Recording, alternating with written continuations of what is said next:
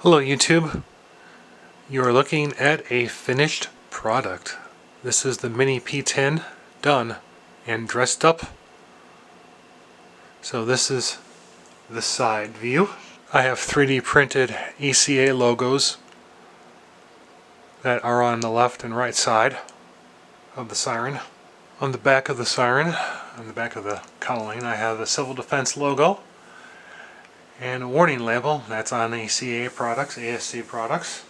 There's a look in at the rotator, or I should say the rotor, impeller, whatever you want to call it. I've devised a hub system so that the 3D print never actually has to make contact with the motor shaft, and the motor shaft itself is a coupler that is hex keyed onto a smaller motor shaft, and this is set up so that you can take the rotor on and off as many times as you want for whatever need you might need, and you don't ever have to worry about wearing out a press fit.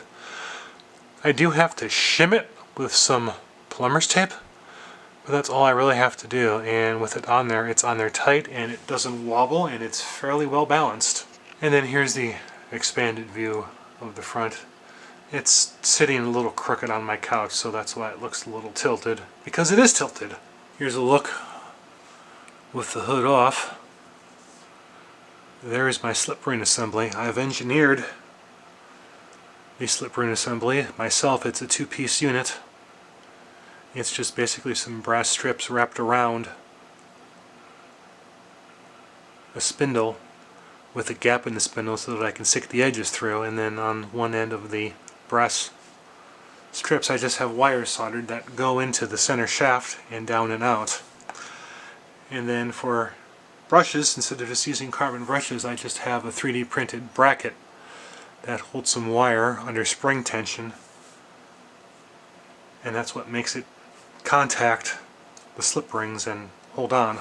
This is the motor that I'm using. It's a 390 motor, 12 volts, and I'm feeding it with a power regulator model that I'll show you. The motor actually does not make any contact like the rotor with anything 3D printed. There are 6 set screws here that hold the motor in place in this little carrier, and by adjusting these set screws I can precisely position the motor on all 6 axes so that I can get maximum clearance, and that's what I've done here. Here's the rotator gear mechanism for this siren. It's an Uxel 60-to-1 rim gear set, and I have bearings back here and under here to support the shaft that goes down and drives the rotator, and we'll show that. Here's the drive for the siren.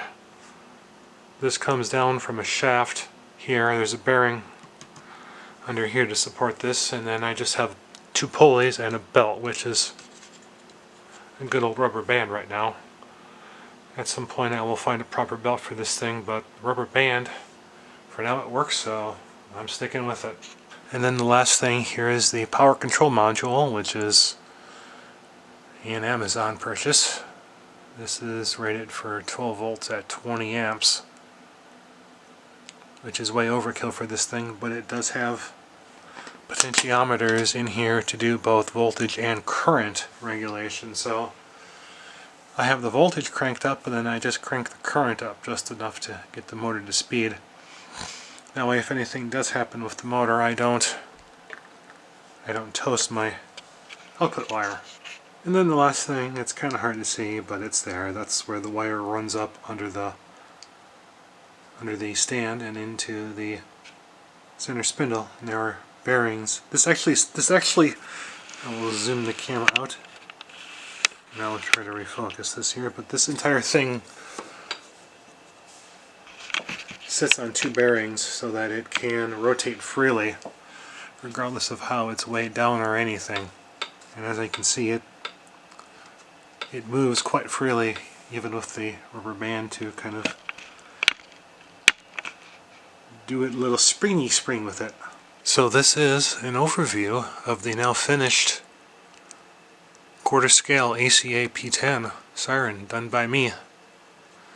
Please like this video, please comment on this video, and please subscribe to my channel if you like this and you want to see more. Thanks for watching.